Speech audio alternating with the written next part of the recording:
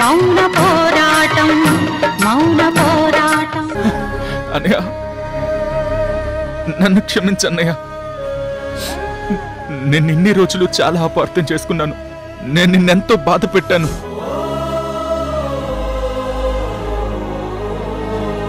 ఎరా ఇన్ని రోజులు పట్టిందా నీకీ అన్నయ్య ఏ నేరం చేయలేదని తెలుసుకోవడానికి? ఇన్ని రోజులు పట్టిందారా మీ అన్నయ్య ప్రేమను గుర్తించడానికి? ఐఎమ్ సారీ అన్నయ్య. ఎరా ఎవరో చెప్పిన మాటలు విని నీ అన్నయ్యని ఎలా జడ్జ్ చేసావురా? ఐఎమ్ సారీ అన్నయ్య, సారీ. జడ్జ్ చేసే ముందు ఇది కారణం అని చెప్పి నా సంజాయిషి అడగాలి కదా.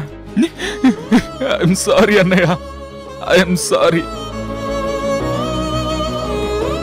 ఏ సంజాయిషి అడగకుండానే నీకు నువ్వే నిర్ణయం చేసుకుని ఈ అన్నయ్యని దూరం తోసేస్తావా?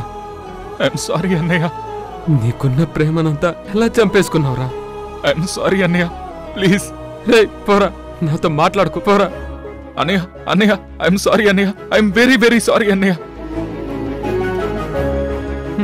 సారీ అంటే సారీ, పోరా. ఎంత ఏడ్చానురా, ఎంత నరకం చూశానురా, ఎంతమంది దేవుళ్ళని తిట్టుకున్నానో నిన్ను నాకు దూరం చేస్తున్నారని, ఎంతమంది దేవుళ్ళకి మొక్కుకున్నానో నిన్ను నాకు దగ్గర చేయమని.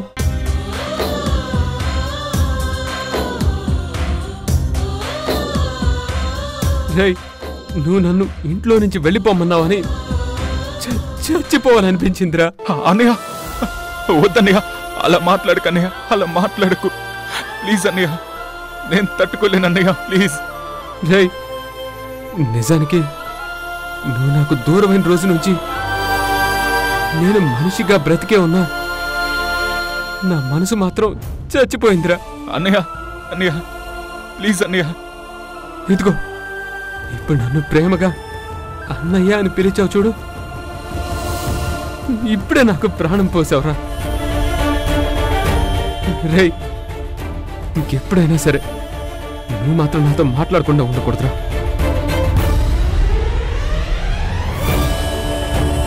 ఇది చెప్తుంది మనిద్దరి గురించి మాత్రమే కాదు, అమ్మ గురించి కూడా.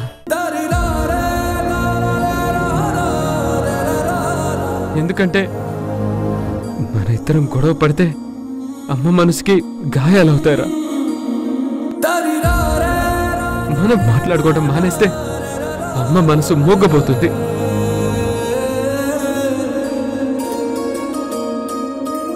మనం విడిపోతే అమ్మ చచ్చిపోతుందిరా. అన్నయ్య లేదు లేదన్నయ్య, నేనెప్పుడు నీతో గొడవ పడినన్నయ్య. నా ప్రాణం పోయినా నిన్ను దూరం చేసుకోనన్నయ్య, నిన్ను దూరం చేసుకోను. తమ్ముడు, నువ్వు నా ప్రాణానివిరా. అన్నయ్య, నీకోసం నా ప్రాణం ఏమన్నా ఇచ్చేస్తాను.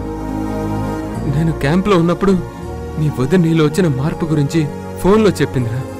అన్నయ్య, అప్పటి నుంచి క్యాంప్ ఎప్పుడైపోతుందా, ఎప్పుడొచ్చి నిన్ను చూద్దామని ఎదురు చూశాను. చివరికి ఇప్పుడు నిన్ను కలిశాను. నువ్వు మారావురా, నాకు చాలా సంతోషంగా ఉంది. అన్నయ్య,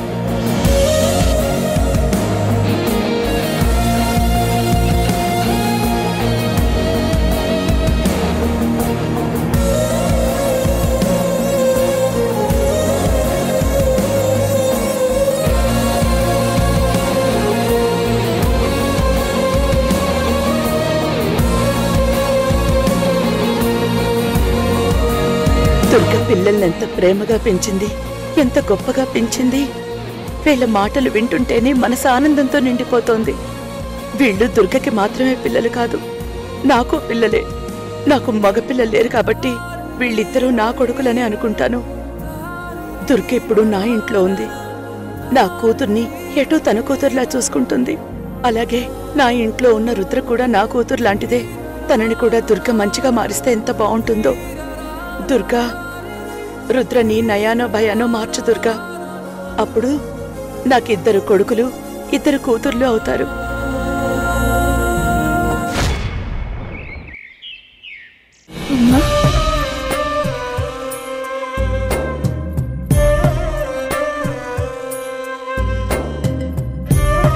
ఏమ్మా, ఏమైంది?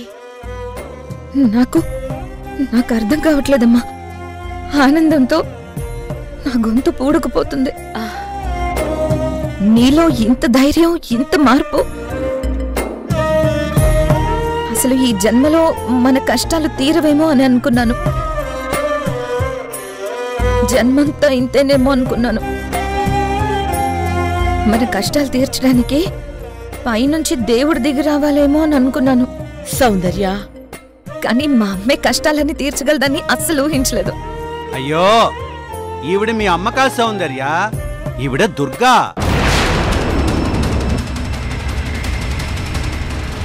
ఏం మాట్లాడుతున్నారండి? నేను జానకిని కాకపోవడం ఏంటి? నా పేరు దుర్గ కాదు. నాన్న, అమ్మ పేరు దుర్గ ఏంటి? అవునరా, తను దుర్గలా ఎక్కడ తెలిసింది నీకు? జానకిలా బాగా నచ్చేస్తుంది కదరా.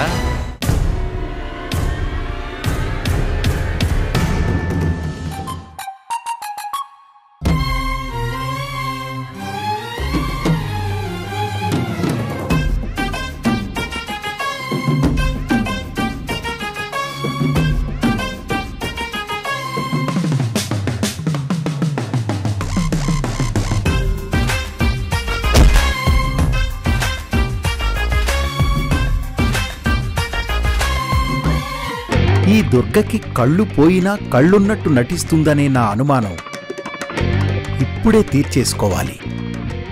కానీ ఎలా?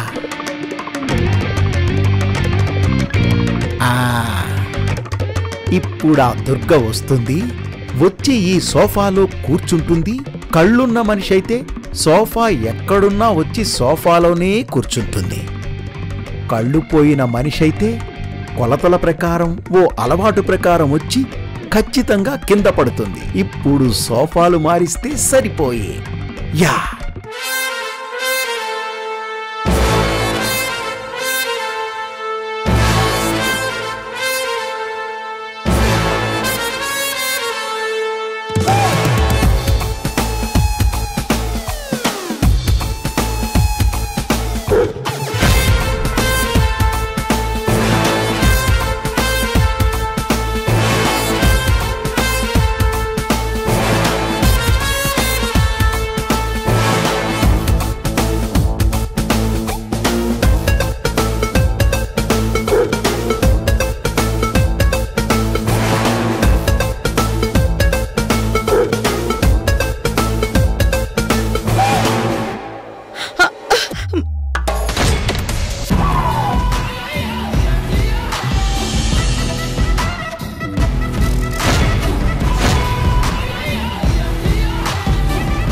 దుర్గ కింద పడింది.